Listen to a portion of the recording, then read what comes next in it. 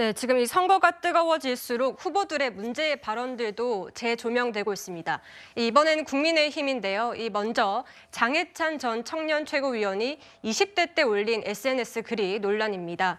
지금 이 사회적으로 도덕적 문제가 있더라도 이 맡은 직무에서 전문성과 책임감을 보인다면 이 존경받을 수 있는 사회가 건강한 사회다라고 이 10년 전에 했던 말이 다시 재조명되고 있는 것인데, 네. 물론 이 부적절한 발언으로 보이긴 합니다만 이 예전의 글이 다시 이렇게 올라오는 이유는 뭡니까? 일단은 이제 뭐 선거가 격화되고 이제 점점 이제 4월 10일 총선이 다가올수록 상대 후보자의 실수 또 뭐 여러 가지 과거의 어떤 잘못 이런 것들을 들춰내서 어떻게든 상대방에게 좀 타격을 입히려고 하는 그러한 움직임이 좀 있고요.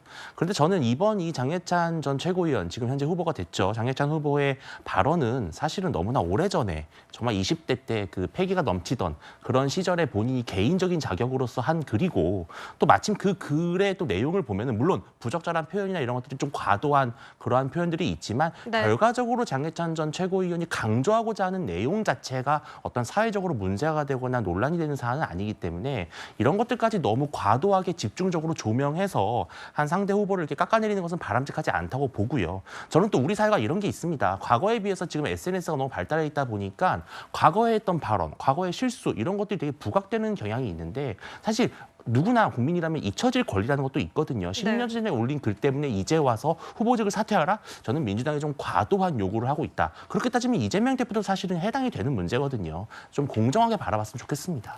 네, 그런데 지금 또 과거의 발언으로 논란이 된 사람이 있습니다. 바로 대구 중남에서 공천을 받은 도태우 변호사입니다.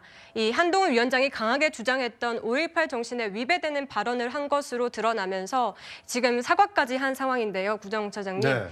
5.18 민주화운동 북한군 개입설 보도는 명백한 오보이자 허위라면서도 사과는 했습니다. 왜 했다고 보십니까?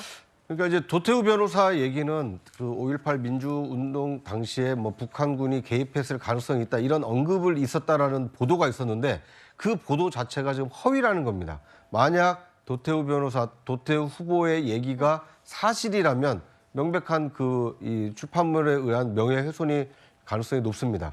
선거라는 굉장히 단시간 내에 이 승부가 나는 이 선거를 앞두고 특정인의 어떤 하지도 않은 발언을 마치 한 것으로 보도한 것이 사실이라면 이거 말 그대로 선거에 악영향을 끼칠 의도가 있었다 이렇게 볼 수 있기 때문입니다. 저는 도 후보의 어떤 해명이 맞는지 아니면 그런 보도가 맞는지는 좀 시간을 두고 따져볼 문제지만 선거라는 특수한 상황을 앞두고 특정인을 불이익을 주기 위해서 있지도 않은 이 허위 발언을 보도하거나 하는 것은 좀 신중할 필요가 있어 보입니다.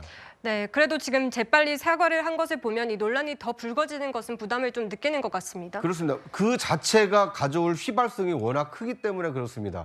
앞서 말씀드린 대로 인용한 전 혁신위원장을 이 국민의 미래 선대위원장으로 영입할 만큼 지금 국민의힘의 경우에는 호남 유권자들에게 구애를 하기 위해서 다양한 노력을 하고 있습니다.